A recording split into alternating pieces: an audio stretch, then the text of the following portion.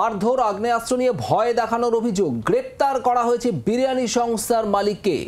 ভাড়া নেওয়ার মেয়াদ শেষ হয়ে গেলেও ঘর না ছাড়ার অভিযোগ, আর তাই নিয়ে এই বচসা। আর এরপরেই বাড়িওয়ালাকে মারধর, ভয় দেখানো হয় এমনটা অভিযোগ।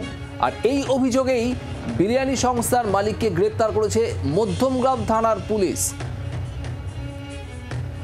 বরুণ সেনগুপ্ত রয়েছেন টেলিফোনের প্রতিনিধি। বরুণ, আর ঠিক কি জানা যাচ্ছে পুরো বিষয়? দেখো, প্রথম থেকে যে বিষয় জানা যাচ্ছে, মধ্যমগ্রাম বাদামতলা অঞ্চলে অনির্বাণ দাস তিনি কিন্তু একটি বাড়ি ভাড়া নিয়েছিলেন। তিনি একদিকে যেমন একটি বিরিয়ানির ব্যবসা, প্রভূত দশা ব্যবসা করেন, পাশাপাশি কিন্তু তিনি তৃণমূল নেতা এবং মামুদপুর পঞ্চায়েতের 21 নম্বর ওয়ার্ডের পার্টের তিনি কিন্তু একজন সদস্য, পঞ্চায়েত সদস্য।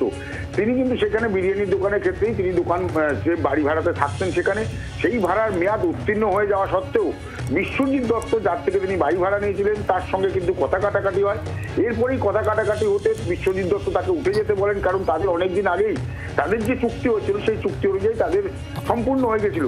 পরবর্তীকালে কিন্তু সে যখন না ওঠে তখন তার সঙ্গে কথা কাটাকাটি হয়।